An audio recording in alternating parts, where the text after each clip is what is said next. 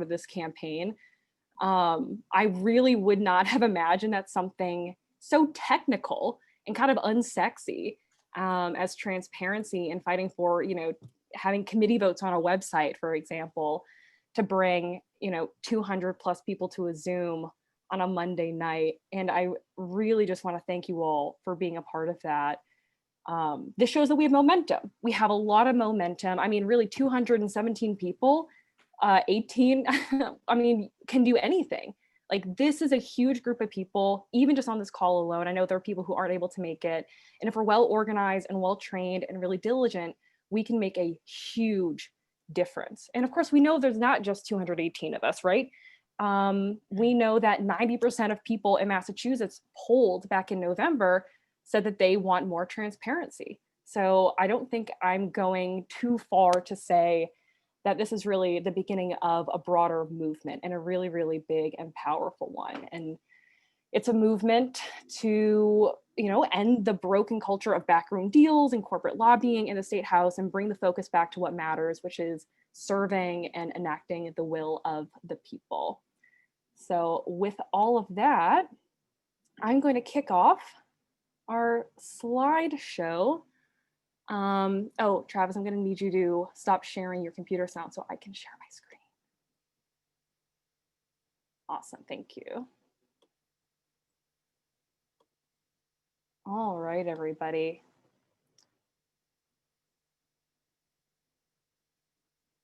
So just as a way of a little bit of a recap about what's at stake coming up this month, these 3 transparency amendments. You've all probably seen this slide a million times at this point, or if you haven't yet, welcome.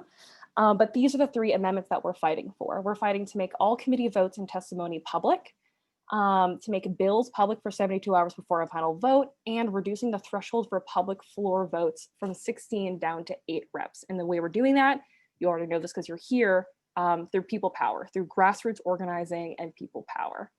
So with that, I'm going to turn it over to Brenna for our campaign update. Hello, everyone. My name is Brenna. I use she, her pronouns, and want to give you a couple of quick updates on our campaign and how hard you've all been working. So coming into the campaign, Act on Mass, we knew that upending the historical complexes of the State House with the amendments that Eric just shared, that would require a non-traditional strategy. So typically when you want to pass a bill, you lobby for co-sponsorship. And as several of you know, being advocates, it's possible and even common for a bill to have majority co-sponsorship and then just die in committee. So we wanted to experiment with having representatives make public commitments to their constituents, a strategy that we believe holds more accountability. So we knew there would be some resistance because it requires a lot of courage to do something that bold.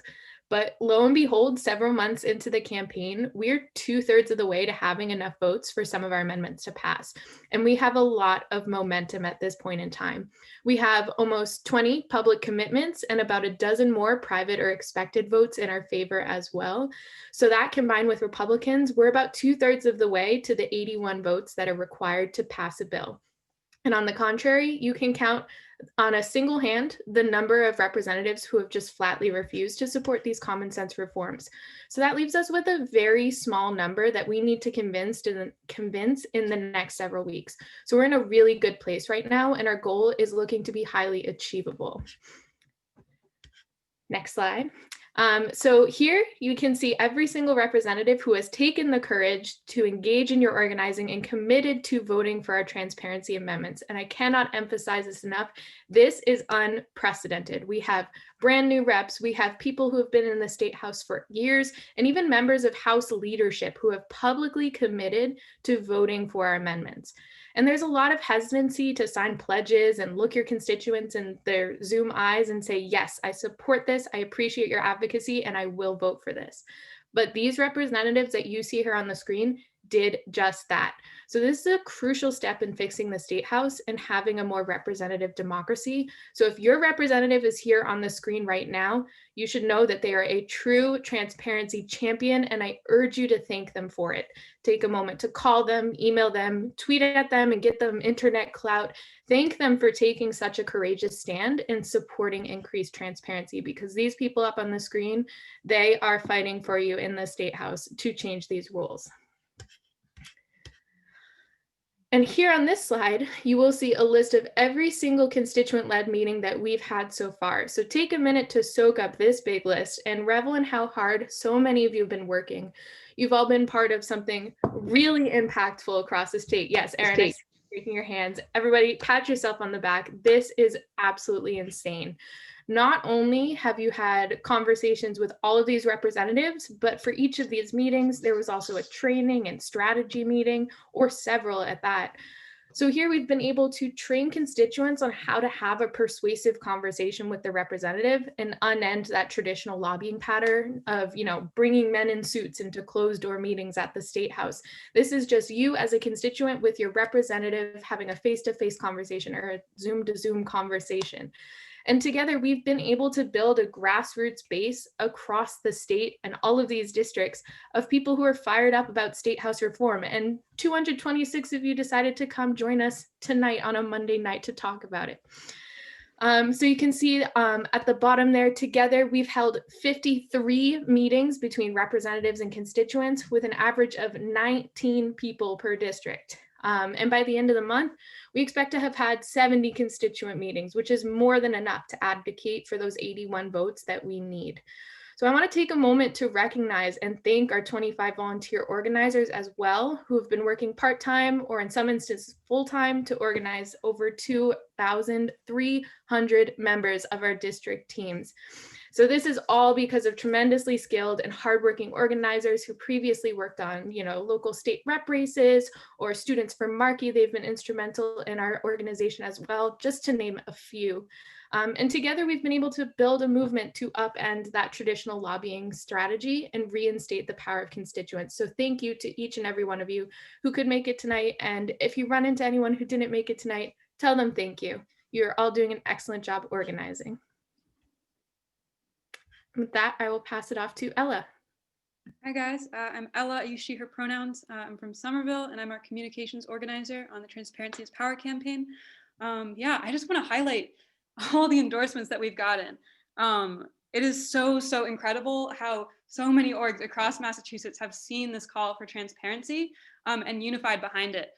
So in particular, I want to just give some shout outs to some of the organizations that have been so involved with this campaign, because this would not have been possible without so many organizations and so many constituents stepping forward. 53 meetings with representatives is huge. So I want to give a huge shout out to Indivisible, who's been helping us with so many of our text banks. I believe we've texted a huge amount of people across the state of Massachusetts. And that would not have been possible without so many volunteers from Indivisible really coming together and helping us. I want to give a huge shout out to Sunrise, Sunrise Boston, Sunrise Somerville, and Sunrise Arlington for their support of this campaign. They've contributed many amazing organizers and have held trainings, like training about 100 people on the broken state house culture, as well as taking direct action. We've had some amazing actions and we have more plans. So I definitely want to thank Sunrise Boston for all your work. I want to thank Mothers Out Front for contributing team leads and some great leaders to our campaign. 350 for helping us from the beginning kick off this campaign and helping us organize behind the ballot question over the summer. MTA and AFT, two of the biggest teachers unions in the state, for getting their membership behind this campaign. Mass Alliance for letting us use your spoke and texting, doing our mass texting. I want to highlight all the Democratic town committees. So these are the local Democratic parties in so many of the towns we're organizing in who have united behind our calls for transparency. And the Somerville City Council. And I want to say that this is not an exhaustive list. We're getting more and more endorsements every day and just showing that we care, resoundingly progressives care about transparency and understand that it is what makes our advocacy possible and what makes our democracy healthy. All right. And we've gotten so much press, and that is really, really exciting. So we've gotten a lot of really big hits from Commonwealth Magazine to public radio, WBUR. We've gotten some huge hits, but we've also had this ground swelling of op-eds and letters to the editor in town publications in so many districts across the state. So I want to give a shout out. Can you put a star in the chat if you wrote an op-ed or a letter to the editor? Yeah, thank you guys so much. We've gotten dozens of these published, and this is one of the ways that we are reclaiming the narrative, that we are letting constituents tell the story of what's going on in our government.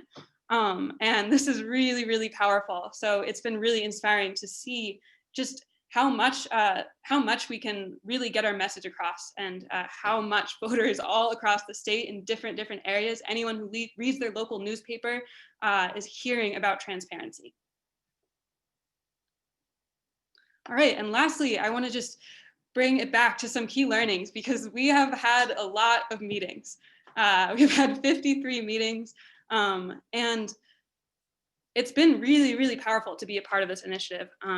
And I would love to hear some other learnings that people have, if you want to put some in the chat, because a lot of you have maybe gone to a representative meeting for the first time, or maybe you're a well-seasoned advocate and have learned a lot through this experience. But we've learned that like just seeing the response from so many reps are like often uncomfortable with what we're doing. We are really modeling this representative democracy, right, where we are bringing constituents into the legislative process. And along the way, we've had a lot of reps that are hesitant to meet with us, that tell us that they don't make pledges or promises to constituents, that they only meet with constituents. We've had lots of different pushback from reps, and it's all pointing to the fact that reps aren't used to their constituents wielding power beyond election cycles. And this is something that I really, really want to emphasize, because this is how democracy should work. This is what representative democracy looks like. So we saw that a lot of representatives, many representatives did meet with us and heard our message. Many more were hesitant to schedule meetings or tried to silo out individually calling their constituents rather than letting us meet in a group. We are changing the legislator-constituent relationship by empowering constituents to organize and to hold their representatives accountable. And this is huge. This is actually just really, really, really powerful. So I want to emphasize that we have the power in this moment. And we are actively shifting the culture of the State House. And we've seen that at play over the course of this campaign. All right, and I'm going to pass it next to Erin, who's going to introduce some of our wonderful speakers. Thank you so much, Brenna and Ella, for the campaign update.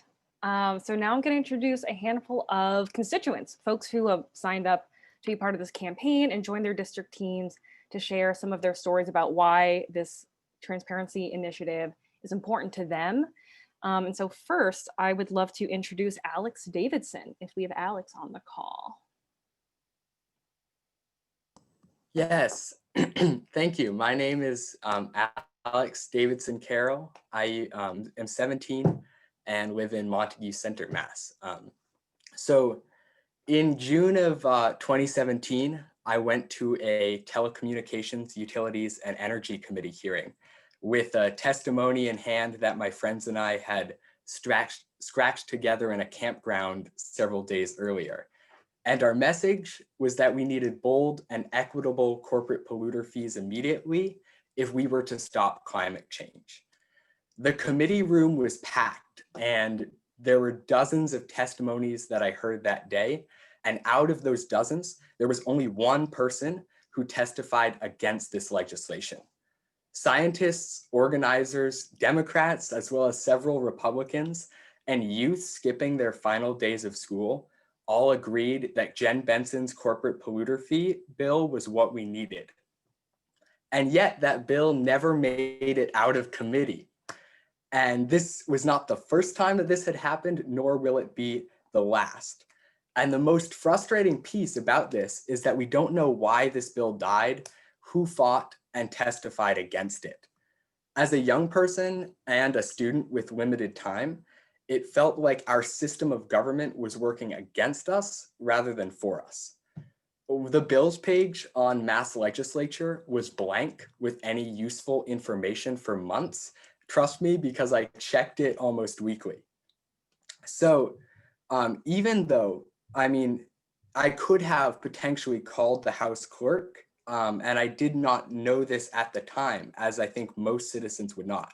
But even if I had taken the time out of my day to call our House clerk with specific bill numbers in hand, and then scrolled through a PDF hundreds of pages long, I still might not have found out exactly what happened to this piece of legislation that I cared so much about. To me, this process is highly inaccessible and untransparent. And it seems like with all the technological innovations of this day and age, we should be able to figure out how to go online and easily find out who voted for and against a bill and who testified for and against it, so that we can hold our legislatures accountable and hold those groups accountable.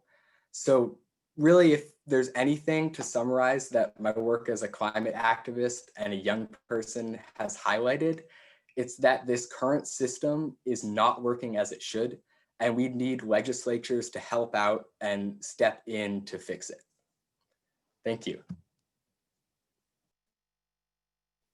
Amazing. Thank you so much, Alex, for your advocacy and for coming to speak tonight. I'm going to introduce now another youth climate activist, Sakina Cotton. Thank you, Erin. Yes, it's nice to be here and see so many people. I am Sakina. My pronouns are she or hers. I'm a high school freshman and I'm from Dorchester, that neighborhood in Boston. I was coming from my school's lobby group. In my journey to seeing Act on Mass's campaign about transparency being powerful and being what we need, it came from NYCC, and I'm so grateful for that moment because I know in this state and this nation, there is a tendency to dissimulate the truth.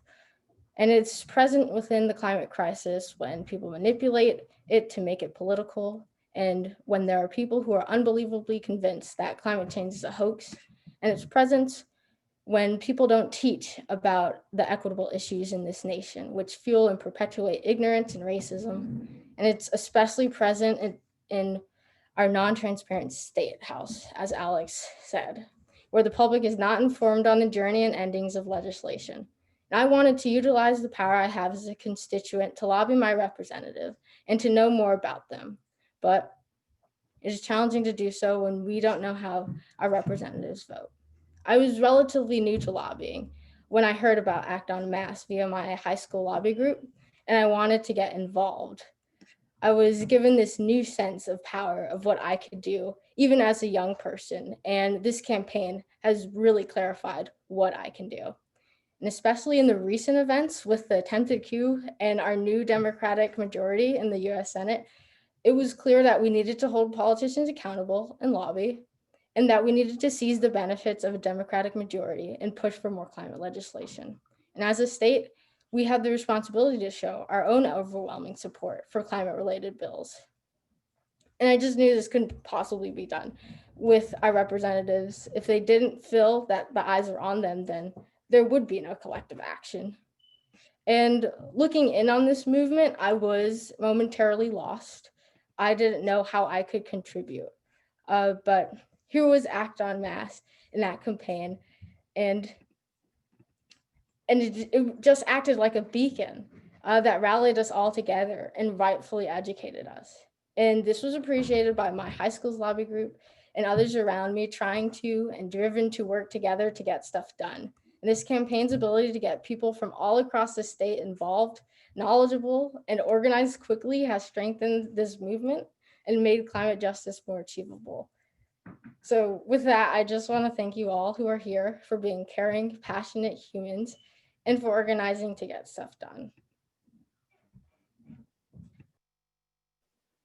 Wow, thank you so much, Sakina. My goodness. Wow. So just thank you so much for being here, for starting. Just, I think the power from the young people, I think I can speak for the rest of us old people, is really startling and exciting and makes me full of hope. And with that, I'm going to introduce another constituent speaker, Huma Gupta. Hi, everyone.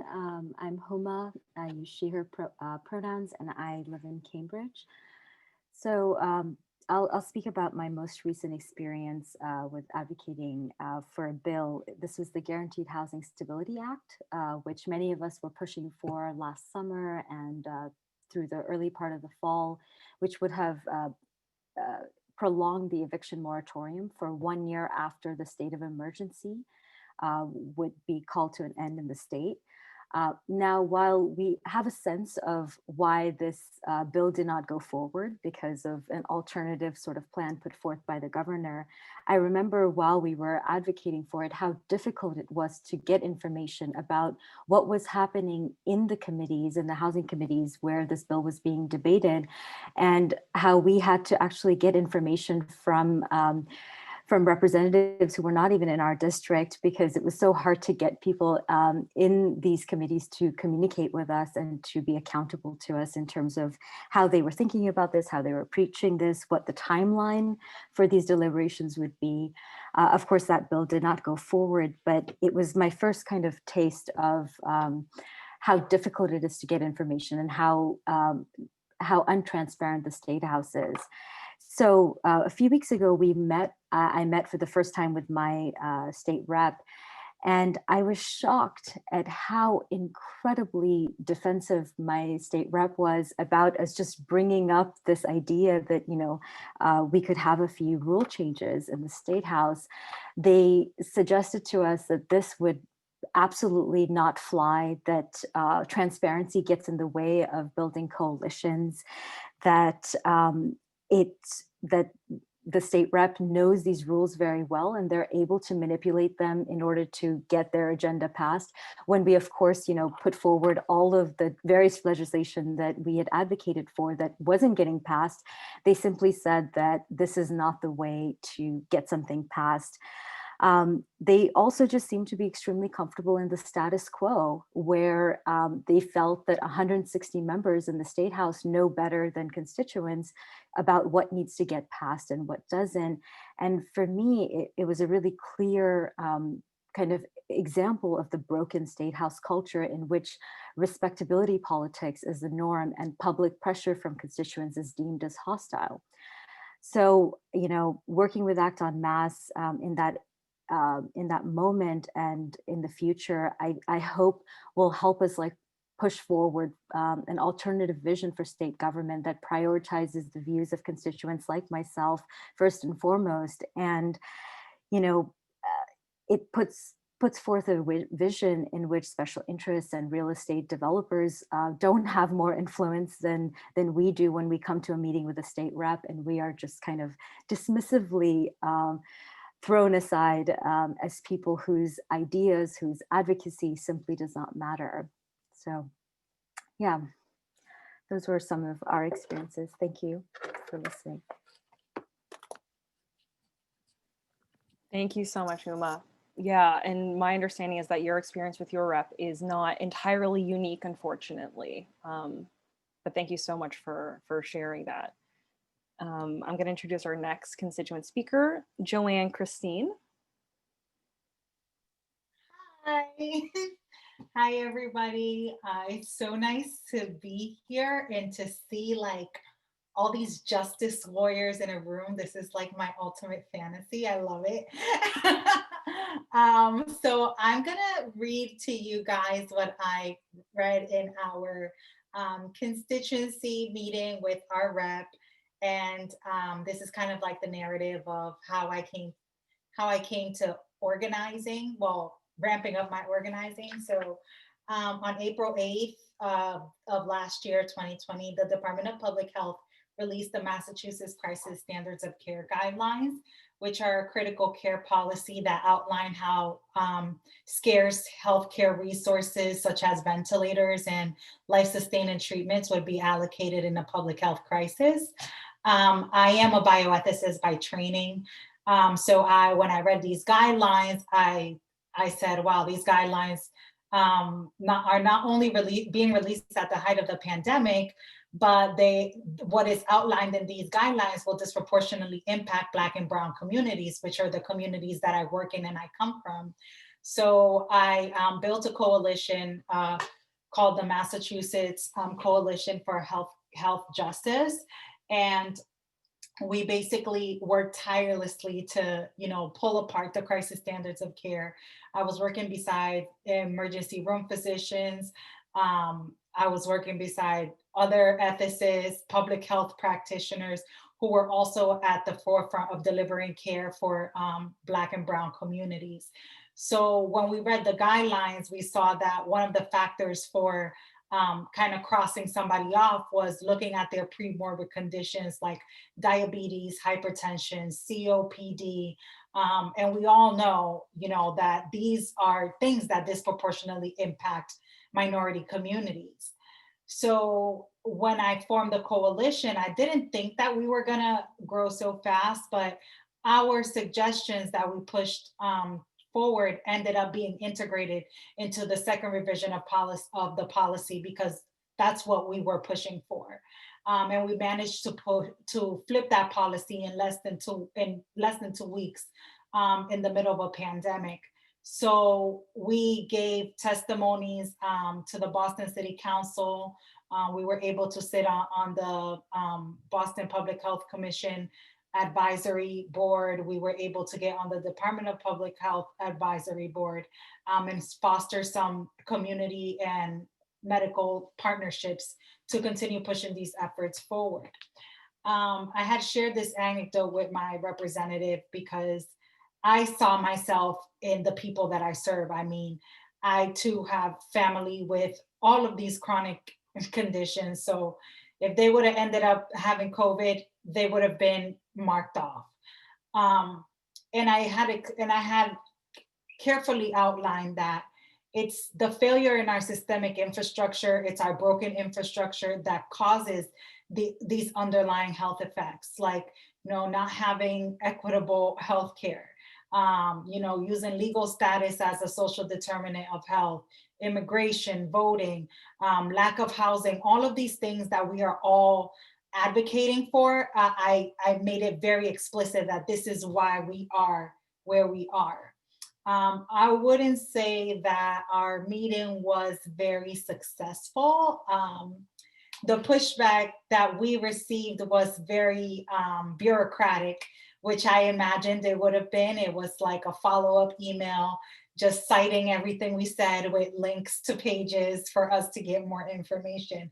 And Lord knows we don't need more information. We already got all the information we need. That's why we're here.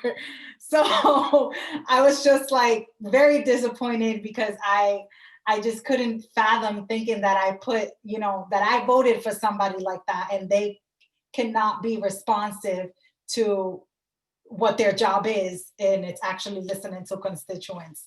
I had a meeting with my rep prior to that, and the response that he gave me then was similar to the response that he gave me while I was on Act on Mass. So just like Humna highlighted, it's very interesting how we put people in office, but we don't get to participate in the democratic process beyond what the voting. It's like our job ends there, and we need change, and we need change now.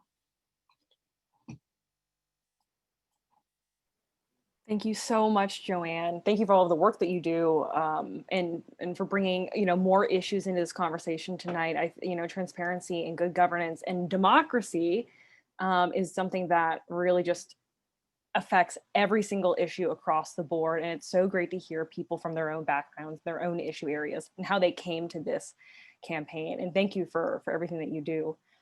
We've got one more constituent to speak tonight. I'm going to introduce Elizabeth Good.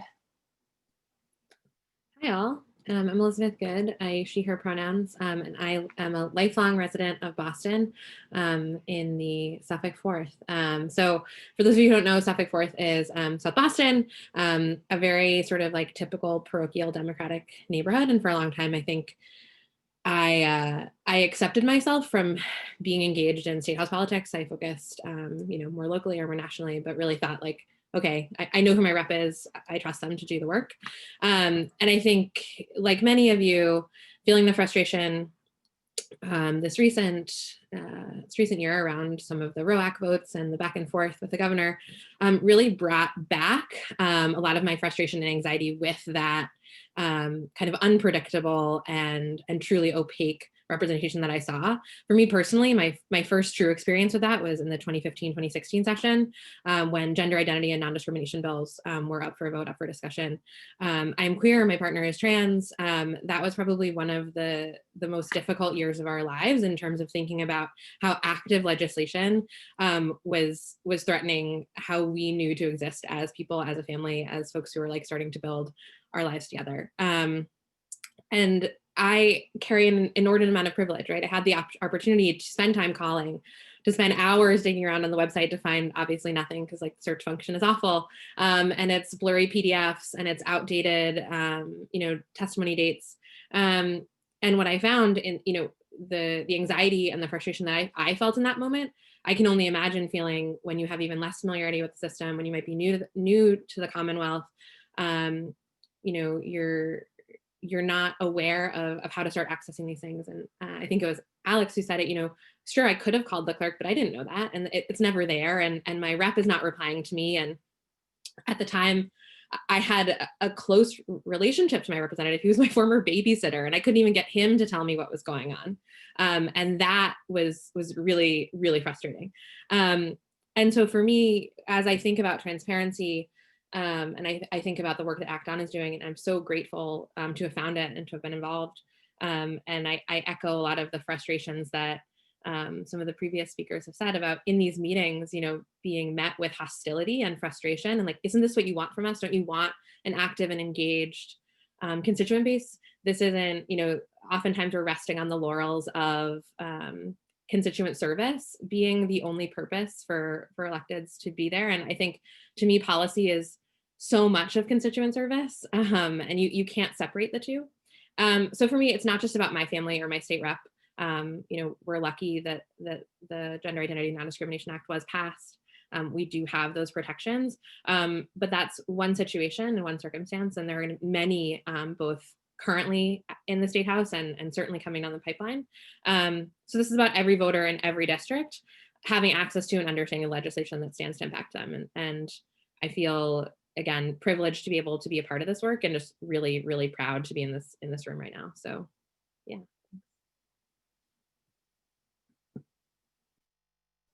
Thank you so much, Elizabeth, for being here and speaking and sharing your story. And just one kind of last round of like finger applause for all of our constituent speakers for bravely sharing their stories with us tonight. So we do actually have one more special speaker. However, this last one is not a private citizen any longer. It is my pleasure to introduce one of the co-founders of Act On Mass and my state representative, Rep. Erica Eiderhoven. Thank you all so much. Oh my gosh. Can we get another like fingers, like celebration? Oh, I'm just so perpetually moved by all this incredible energy, organizing that's happening through this transparency campaign. And I just wanted to share what makes it so moving, right? This campaign, especially in this moment, right? This moment in our nation's history with what's happening in DC. Especially on this day, right? Today we celebrate our dear Martin's birthday, right? This campaign is so moving to me because it is at its core about our love for democracy, right? It is at its core about our love for democracy. And it is something that love is what connects us across all walks of life, right? Across issues, right? It deeply connects us across generations. And even further, it connects us with generations before us who have fought so hard for our democracy, right? Like our dear Reverend. And it's what connects us with generations to come, right? Because we are doing this because of our love for future generations and what they deserve and their rights. And so this love for democracy is just so critical to our human experience and our society's very survival.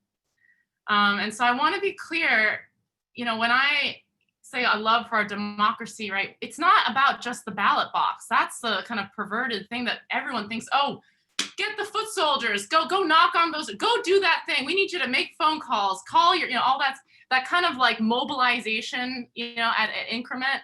That is a big part, right? The ballot box is a big part of our democracy. But it's much, much, much more than that, right? Democracy is about our voice, is about our engagement with our communities, regardless of your race, class, gender, or your abilities, or your zip code, right? And we're seeing over and over again through this campaign how much we've shut those doors, depending on your race, your zip code, right? Your abilities, right? How difficult it is to get this information, what a privilege it is to engage with the state reps. That's not what the world we believe in. And so it is really, this love of democracy is about informed community members standing in solidarity with each other for our rights. And I want to share something that I used to get asked a lot way back when Act en Masse was in more of its nascency, in the early days. Because before this campaign, you tell people, hey, we don't know how the legislature votes, right? And you get people being like, what? No, right? Has anyone had this experience when you're talking to your neighbor or someone, like, come on, this is magic, get out of here. Of course we know how they vote. So I was asked subsequently after that often, like, why Massachusetts, right? Why the state house? Why is it so bad? Like, what happened, right? And rooted in that question is something we need to reckon with, which is that democracy is not a machine we can take for granted, right? That is built on some specific specification or blueprint or some clearly defined set of rules, right? Rather, democracy is an organism. It is a living being. And like living things, it is fragile, it is complex, it has an animating spirit, and it requires the human spirit and agency in order to survive and thrive. And we know this from our dear Reverend's legacy, that fighting for our love of democracy is not easy. In fact, sometimes we are met with violence, and oftentimes we're met with violence. And American democracy has always been a relentless struggle, both to expand its promise and to protect itself from decay and corruption. And we are seeing this day to day, right, on this campaign with the setbacks, the way the reps treat us, right, the way they respond, how they try to scapegoat. And the reality is, the answer to that question is that our state government and our democracy of the state of Massachusetts has over the last decades lost that constant vigilance that democracy requires to be healthy.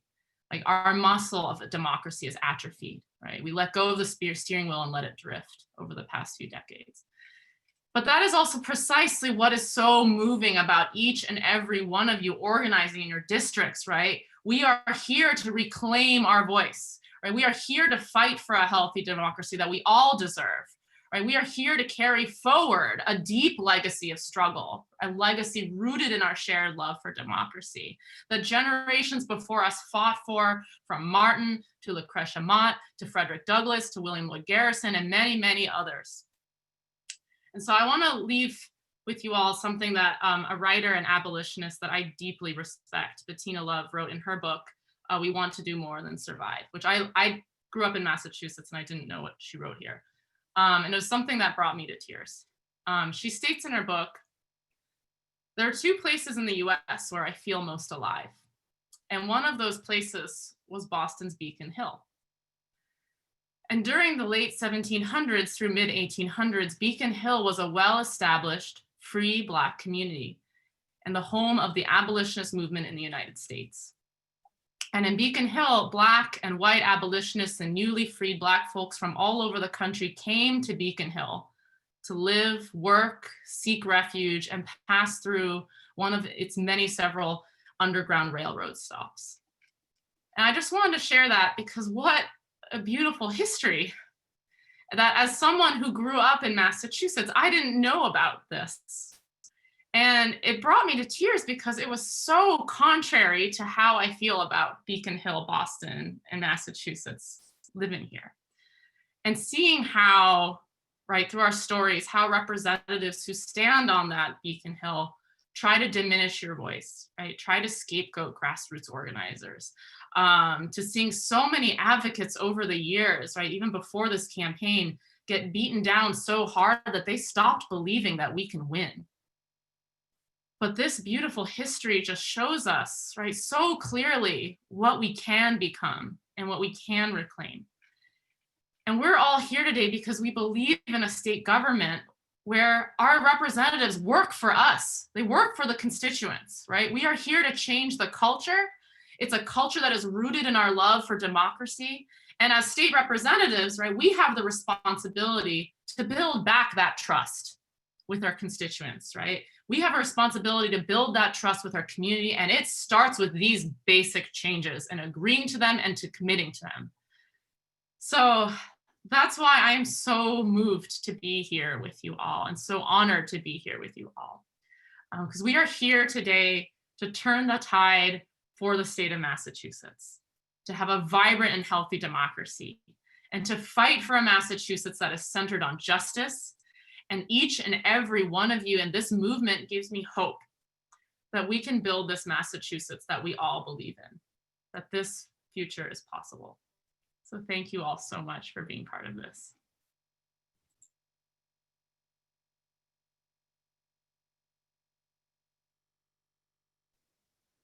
Unbelievable. Well, I'm not going to try to follow that in any way, shape, or form. Thank you so much, Rep. Eiderhoven. Before I kick it off to Travis to talk about the week of action, I'm just going to say that's my representative. That is my representative. So cool. Okay, back to the slides, back to our regularly scheduled programming.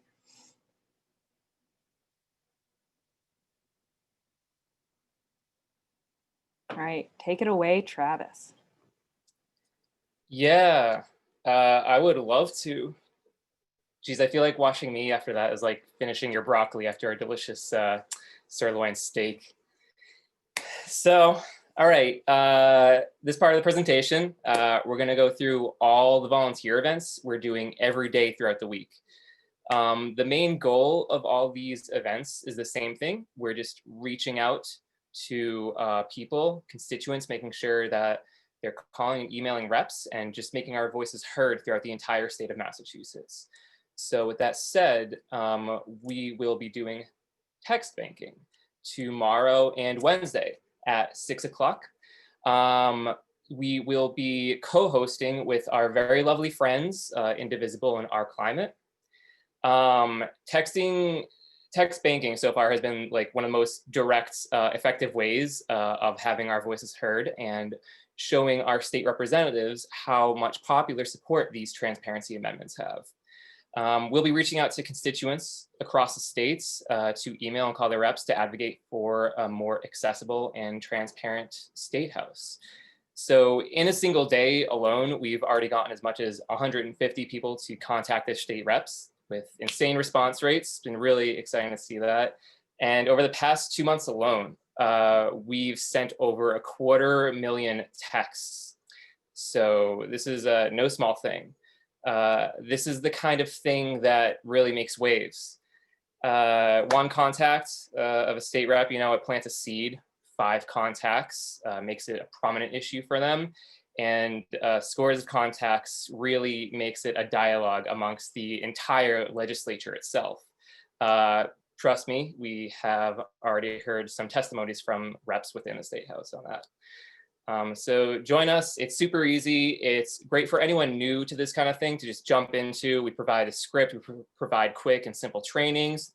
It's a very nice atmosphere. We just basically chill on Zoom together and listen to really cool hit music. So come join us. This is a very rare opportunity, rare and precious opportunity to make substantive change to our state. So join us in this unique moment to transform Massachusetts into a more democratic state.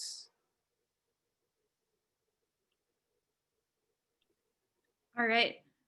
So on Thursday, we're going to have a letter to the editor, an op-ed workshop. And I'm going to be running this along with Sunrise Boston media team.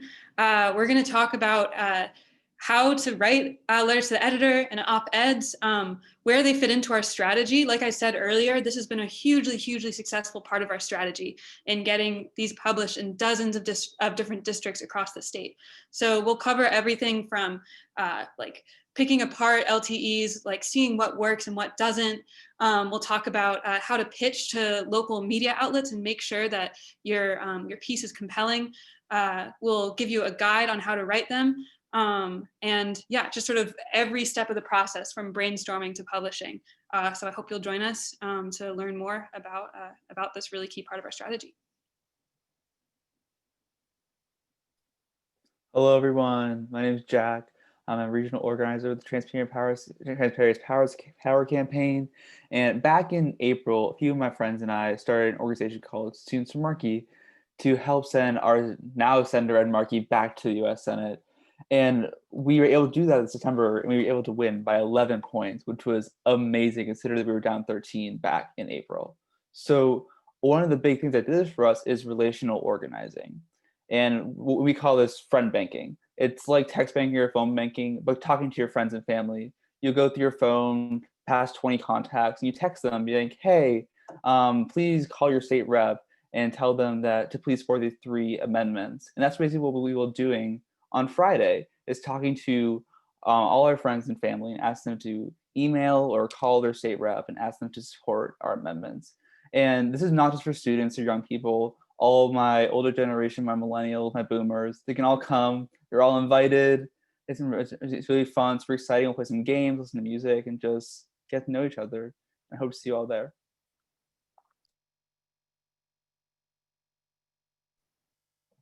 Hi, everyone. Ryan here, organizer with Acton Mass. On Saturday and Sunday, we will be closing up our week of action with an oldie but a goodie. We'll be phone banking on Saturday with Indivisible Mass Coalition. And on Sunday, we'll be phone banking with JP Progressives. Both days, we'll be calling super voters in districts. Like Brenna mentioned at the beginning, we need to get 23 votes. We got a lot of representatives that are like right on the bubble.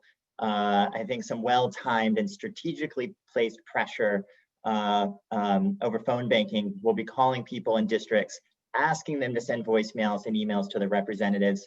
So that's Saturday and Sunday, both days at 2. No experience required whatsoever. We'll go into breakout rooms. We can practice the script, and we'll provide a training. So hope to see everyone on Saturday and Sunday. All right.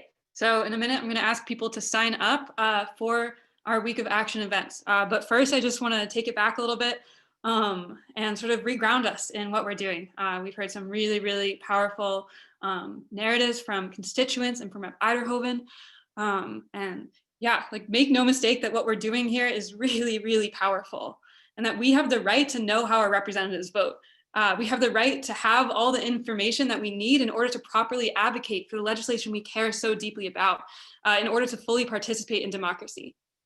And we hold the power here. Our reps work for us, not the other way around. They don't work for corporations. They don't work for their colleagues. They work for us. We've already engaged over 2,000 constituents from over 100 districts across the state. That is absolutely wild. That is so many people. And it's so incredible to see over 200 people on this call today. And when I look at everyone here, I see what our democracy can and should be, right? Constituents organizing to hold our representatives accountable, to representing, just organizing to hold our representatives accountable to representing us, which is quite literally their job. So we're setting a big goal for our week of action. Looking at everyone on this call, we are gonna try and fill 1,000 shifts. So if everyone on this call, we have over 200 people on this call. If everyone on this call signs up for 3 shifts throughout the week, that's sick. If my math is correct, that is 600 shifts. That is a huge, huge, huge amount. And that's how we're gonna make all our legislators know that what we know to be true, right? That our constituents demand transparency. So I'm going to drop a link in the chat. Maybe people are already dropping it. I think people are already dropping it. And I'm going to take a minute right now to just let people sign up. You can pull out your Google Calendar, or your physical calendar, whatever you use, and take a minute to look at what shifts you can attend and to fill out our form. And I'm going to take a look at the back end and see these coming in. But after you fill out this form, put a star in the chat if you signed up for 1 shift, put 2 stars in the chat if you signed up for 2 shifts, put 3 stars in the chat if you signed up for 3, and let's just see, just the power that we're building here. I'm seeing a lot of stars, amazing. Wow.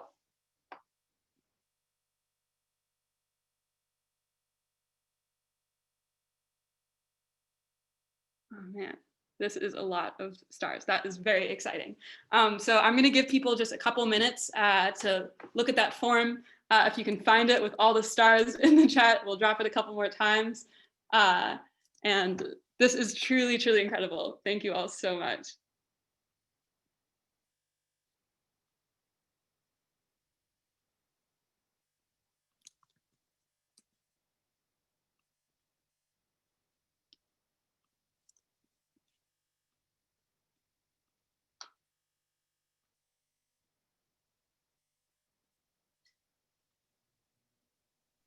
So many stars. That's a constellation.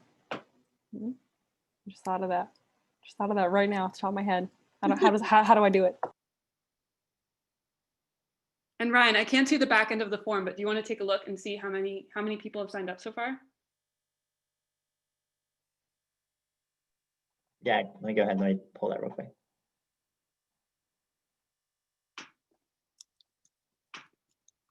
Yes, Larry, that's a galaxy of support. That's far better. We're at 40, but now we're at 50. Amazing, amazing. So 50 people already who have signed up on this call. That's super exciting. Can we get it to 70? So if you haven't had a chance yet to fill out the form, I'm going to keep dropping it in the chat and make sure to sign up. And all these shifts throughout the week will be an hour to an hour and a half. So pick a day or a couple of days, maybe 3 shifts that you know that you can commit. We also have some other actions you'll see that are really easy to take. We'll be asking people if they can call their rep. Just take 5 minutes to call your rep. We'll be asking people if they can boost our message on social media. And yeah, so just continue to fill out that form and we'll make sure to get you all the information you need. I'll sign up, but I can't find the form. I'm going to drop it again in the chat, Judy. It is bit.ly/transparencyvote. And thank you so much, everyone who's signing up. And if you've already signed up, maybe you can now take a minute to text a friend. Look around this call. We have so many people here. And think about who isn't here, but who should be. So if you can commit to texting a friend about or emailing a friend, whatever your preferred mode of communication is, if you can take a minute later tonight to tell a friend about the campaign and invite them to come to a campaign event with you, put an exclamation point in the chat.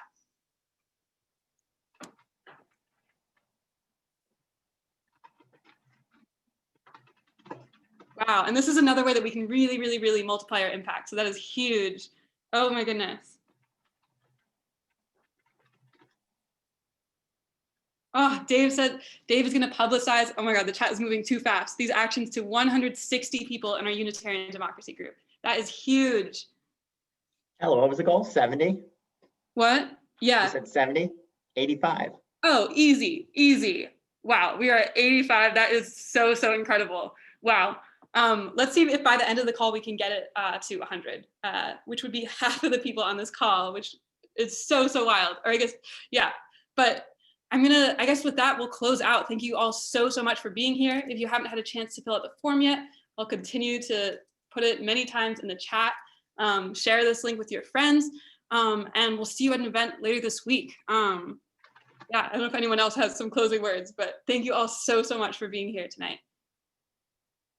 I will say, like, seeing all this energy, it feels like you're like at one of those Chicago Bulls games at those finals, and then Sirius starts playing in the background and all that too. So I just feel like really hyped up, because originally I wasn't sure like if I should double check my schedule before signing up with a shift in case I double book. I'm just like, you know what, I'm too excited to care. I'm just gonna go sign up, and then if I double book, I'll like basically kick myself later. So yeah, so right now I'm basically going to be at the LTE training with Sunrisers. I'm also a member of it. Then I'll definitely be there for Students for Marquee, because you lit people help basically re-elect one of the greatest senators of all time, and I want you all to be very proud of that. Amazing. Thank you so much, Terry. And I nearly forgot. That brings me to Kala.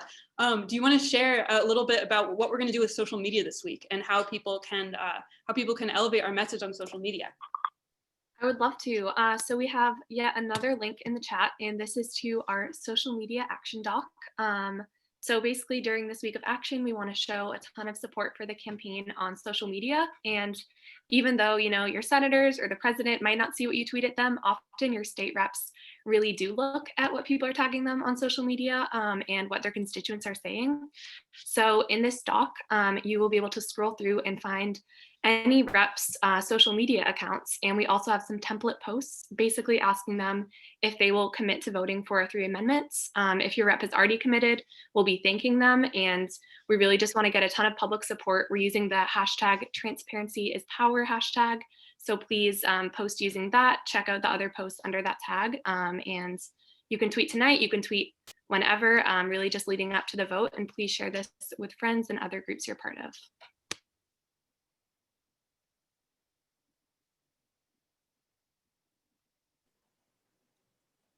All right, everybody. Thank you so much, Kala. And thank you again, everyone, so much for being here.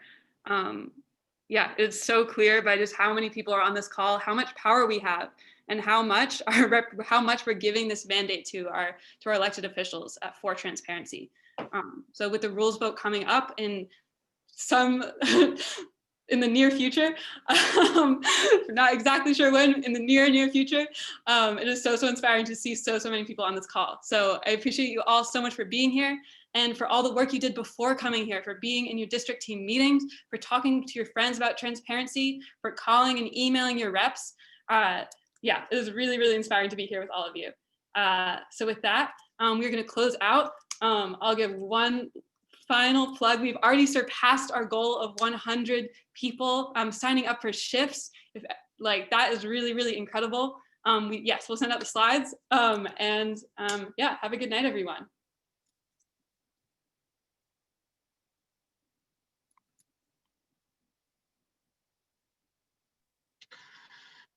Thank you, everyone. Thanks for being here, Carla. Thank you.